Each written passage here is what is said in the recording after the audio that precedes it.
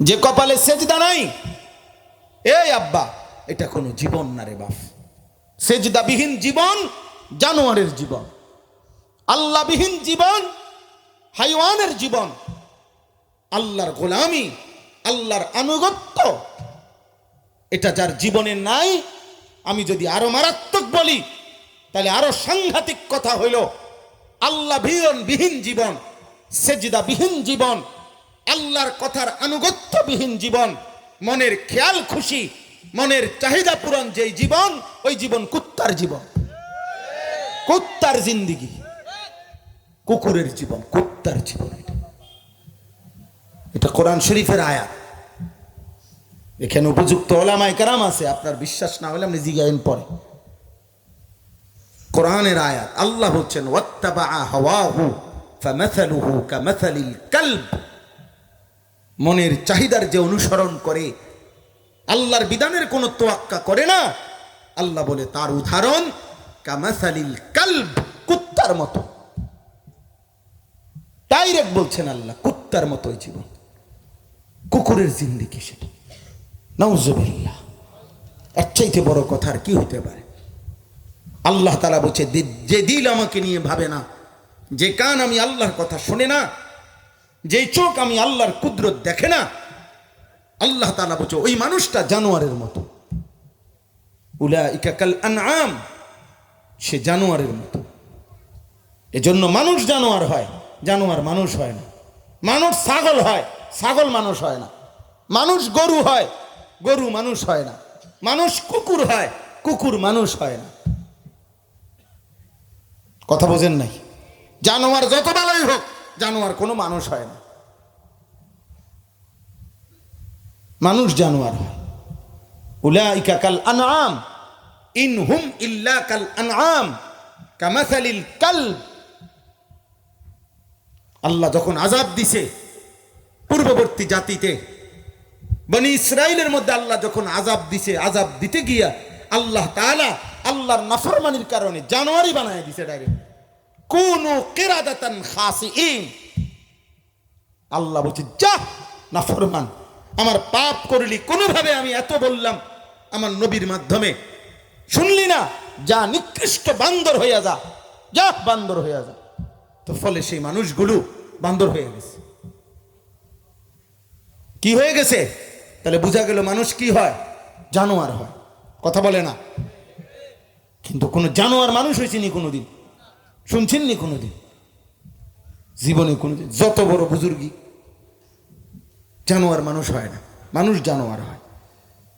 হাদিসের মধ্যে আছে, আল্লাহর নবী সাল্লাল্লাহু আলাইহি সাল্লাম বলেন, শেষ জামানায়, আহা, নবীজি বলেন, কিয়ামতের ধারাবাহিক আলামত যখন প্রকাশ পাবে, আমার উম্মত ধারাবাহিক কতগুলো মুসিবত তোমাদের উপরে আসবে। এক নাম্বার, তোমাদের উপরে আগুনের লাল বৃষ্টি, বাতাস বইবে, রিহান হামরা, লাল আগুনের বাতাস বইবে, অর্থাৎ বাতাসের মধ্যেই যেন আগুন, তোমাদের শরীরে চামড়া পুড়ে যাচ্ছে। দুই নাম্বার, জালজালাতান, ভূমিকম্প আসবে। তিন নাম্বার হলো খাসফান, মাটি ধসাইয়া ধ্বংস করে দেওয়া হবে। তিন নাম্বার মাসখান, চেহারা বিকৃত করে জন্তু জানোয়ারের আকৃতি বানায় দেওয়া হবে। চার নাম্বারে ওয়াকাজফান, পাথরের বৃষ্টি বর্ষণ করা হবে। নবীজির হাদিস।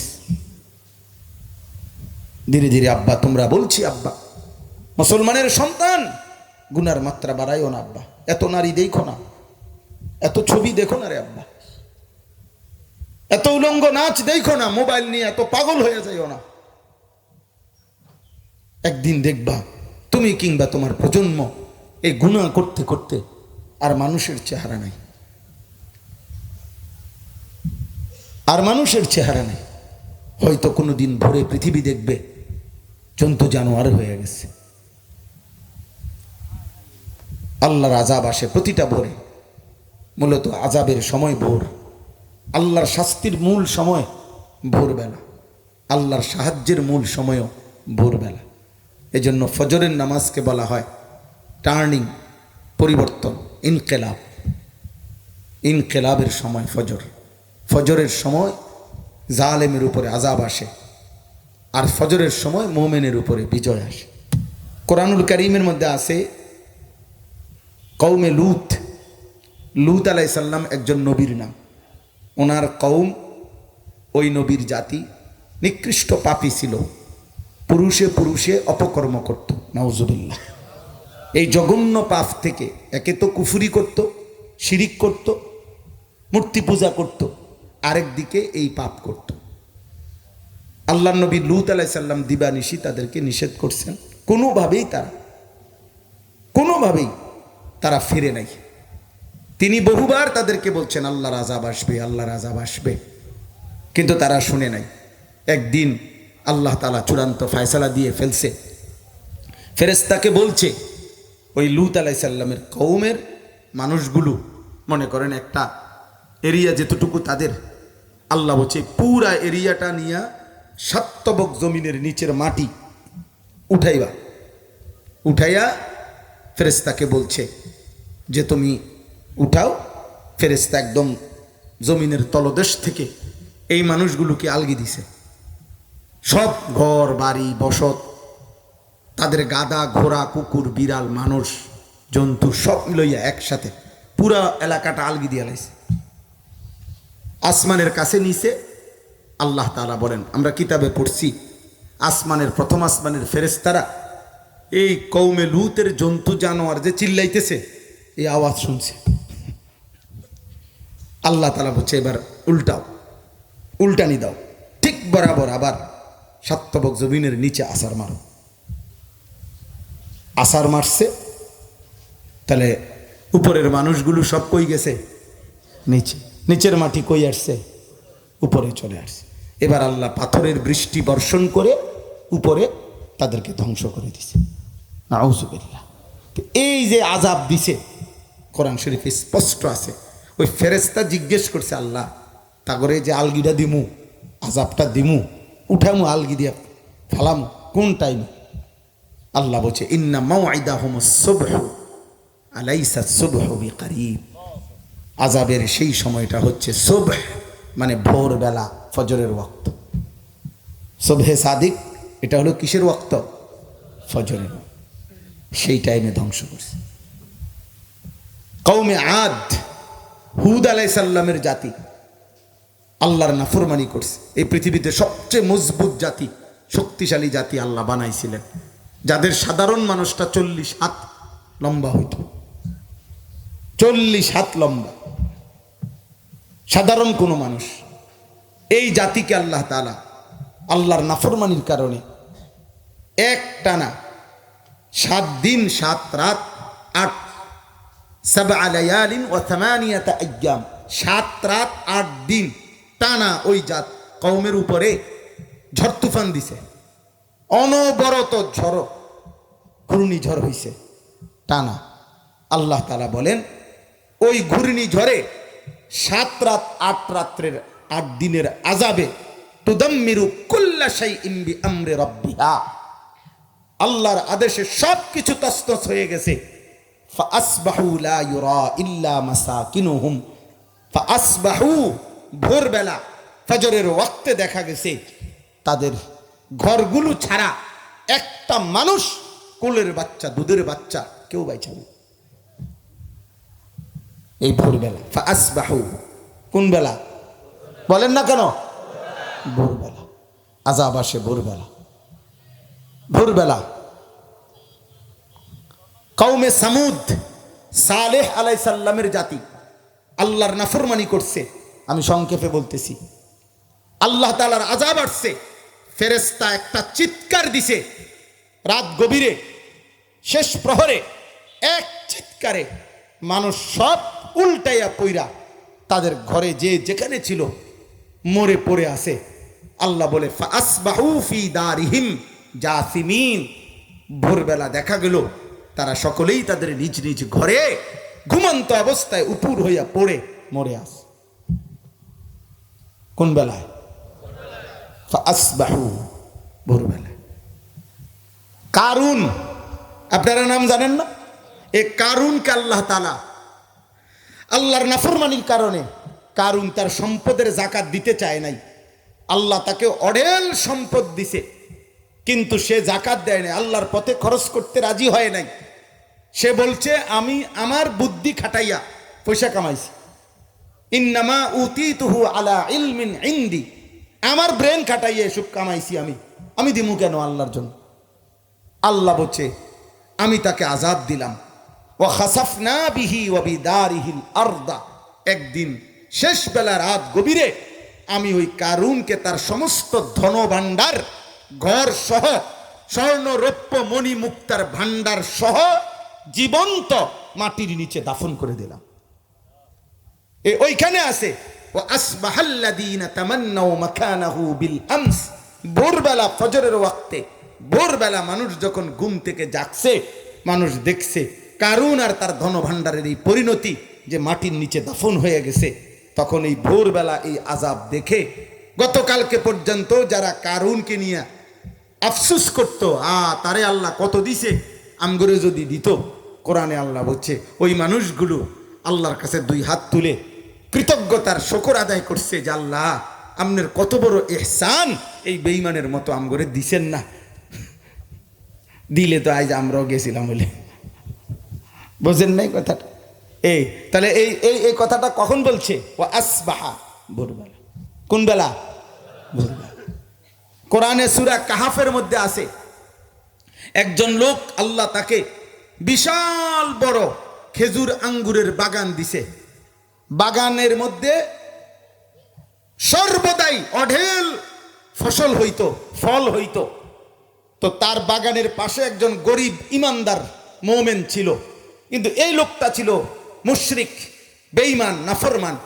সে ওই ইমানদার লোকটাকে বিদ্রুপ করত, বিদ্রুপ করে বলতো আল্লাহরে তো ডাকো, কই কিচ্ছু তো পাইলা না, আজীবন তো দেখে গেলাম দোস্ত, এই ফকিরে তো রয়ে গেলাম, আর আমি তো দেখো আমার কত কিছু। তখন ওই ইমানদার তখন বলতো, হে আমার ভাই, প্রতিবেশী ভাই, আল্লাহরে ডাকো, আল্লাহর নাম নাও, এগুলো আল্লাহ দিছে তোমারে, আল্লাহ দিছে। ওই শুধু বিদ্রুপ করতো, তোর বেটা আল্লাহ দিছে, বেটা আল্লাহ দিলে তো তোরও দিত, বেটা তুই তো আল্লাহরই ডাকোস দেখি, কই তোর তো কিচ্ছুই নাই। এইভাবে বিদ্রুপ করত। একদিন সে তার বাগান থেকে ঘরে গেছে, রাত্র গভীরে ঘুমাইছে, সকালবেলা আইসা দেখে, এ কোরআনে আছে ওয়া উহিতা বিসামারিহি ফাআসবাহা ইউকাল্লিবু কাফাইহি। আল্লাহ বলেন রাত বেলা আল্লাহর আযাব আইসা শেষ রাত্রে তার পুরাটা বাগান, গাছ ফল সহ একেবারে গোড়ালি সুদ্ধা সমস্তটা বাগান এভাবে উল্টায় দিছে যে এখানে যে গাছ আছিল, বাগান ছিল, এটার চিহ্ন পর্যন্ত নাই। ফাআসবাহা ইউকাল্লিবু কাফাইহি। আল্লাহ বলেন ভোরবেলা এই নাফরমান আইসা এই অবস্থা দেখা নিজের হাত, দুই হাত এভাবে একটা আরেকটার ভিতরে হাত কসলাইতে কসলাইতে আফসুস করতে লাগলো, আর বলতে লাগলো ইয়া লাইতানি লাম উশরিক বিরব্বি আহাদা, আয় আফসুস, আমি যদি আল্লাহর সাথে শিরিক না করতাম, আহারে আমি যদি আল্লাহকে ডাকতাম। কোন সময়? কথা বলে না, কোন সময়? এই জন্য আজকে সিদ্ধান্ত নেন।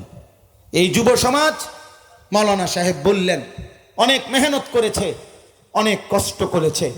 ছেলের আব্বা যারা এই মাহফিল সাজাইছ, আমি তোমাদের কাছে অনুরোধ করছি, আর যদি কোনোদিন আসতে নাও পারি, আর যদি কোনোদিন বলতে নাও পারি, তো একবারই আসলাম, আবার মালিক চাইলে তো আসবো ইনশাআল্লাহ।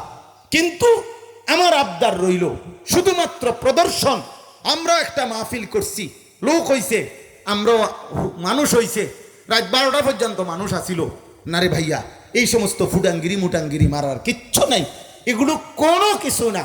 তোমাদের কাছে আমার অনুরোধ, তোমরা এই যুব সমাজ, আমি এক ভাই হিসাবে অনুরোধ করলাম, প্রত্যেকেই নিজে এক নম্বরে ফজরের নামাজ পড়ো, আর প্রত্যেকেই একজন একজন করে বন্ধুকে ফজরের দাওয়াত দাও, ফজরের মুসল্লি বাড়াও।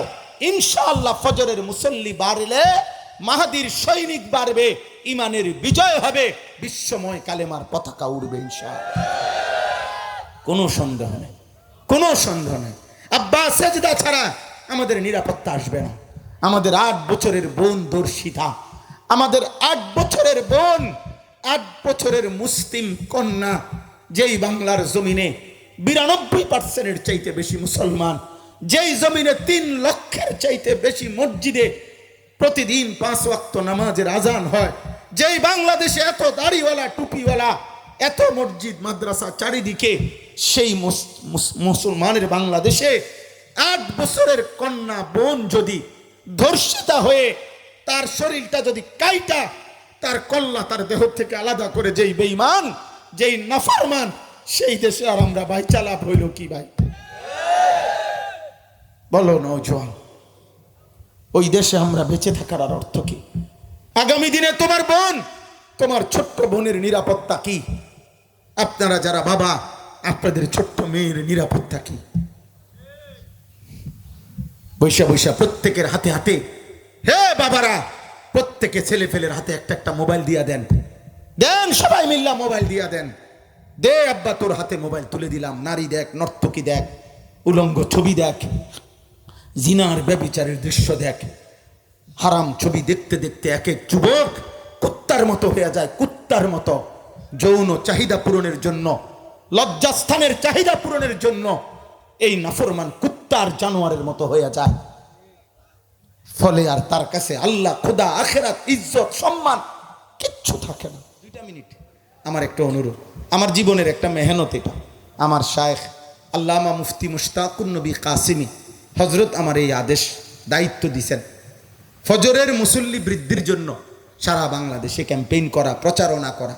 আলহামদুলিল্লাহ, আমরা সারা বাংলাদেশে প্রতিদিন এটা বলি যে ফজরের মুসল্লি বাড়ান, ফজরের মুসল্লি লক্ষণীয়ভাবে কম। আমরা চোখে দেখা সবখানে ফজরের মুসল্লি কম। ফজরের মুসল্লি না বাড়লে বিজয় আসবে না। কি আসবে না বলেন না?